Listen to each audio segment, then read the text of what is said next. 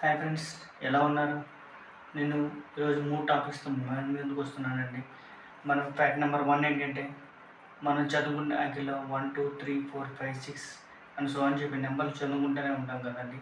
ఈ నెంబర్‌లో 1 బిలియన్ అని వచ్చేంత వరకు కూడా ఈ అక్షరాల్లో లెటర్స్‌లో బి అనే అక్షరం ఎక్కడా కూడా రాదండి. కావాలంటే మీరు కూడా ట్రై చేయొచ్చు.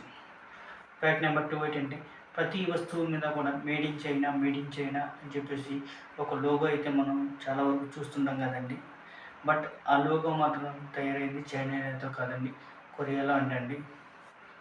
Okay my dear friends, fact number 3, మనం ఎక్కడికైనా వెళ్తున్నప్పుడు బయట ఊర్లో కానీ ఎక్కడైనా సరే ప్రతి రాజు విగ్రహము, గుర్రం విగ్రహం ఎప్పుడైనా మీరు గమనించే ఉంటారు.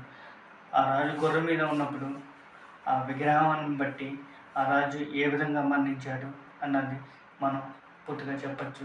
అది మీ అందరి కోసం నేనైతే మీకు ఎక్స్ప్లెనేషన్ అయితే ఇద్దాం అనుకుంటున్నాను. ఒకసారి అయితే వినండి క్లియర్గా. గుర్రం 4 కాళ్ళలోని 2 పాళ్ళు, వెనక 2 కాళ్ళు కిందకుండి ఎదర 2 కాళ్ళు పైకి ఉంటే కనుక అతని యుద్ధంలో మరణించాడని చెప్పి అర్థం అండి. 4 కాళ్ళలోని వెనక 2 కాళ్ళు నేల మీద ఉండి, ఎదర కాలు ఒక కాలు నేల మీద ఉండి, ఇంకో కాలు గాలిలో ఉంటే కనుక అతను యుద్ధంలో తగిలిన గాయాల వల్ల మరణించాడని చెప్పేసి అర్థం అండి. గుర్రం 4 కాళ్ళు కూడా నేల మీద ఉంటే కనుక అతడు యుద్ధంలో కాకుండా సహజ మరణం పొందాడని చెప్పేసి అర్థం అండి. నా ఈ వీడియో నచ్చినట్టయితే కనుక లైక్ చేయండి, షేర్ చేయండి, సబ్స్క్రైబ్ చేయడం మాత్రం మర్చిపోకండి. మై డియర్ ఫ్రెండ్స్, మీరు ఎటువంటి కామెంట్స్ పెట్టాలనుకున్నా కామెంట్ సెక్షన్లో మీ ఉద్దేశం తెలియజేయగలరు.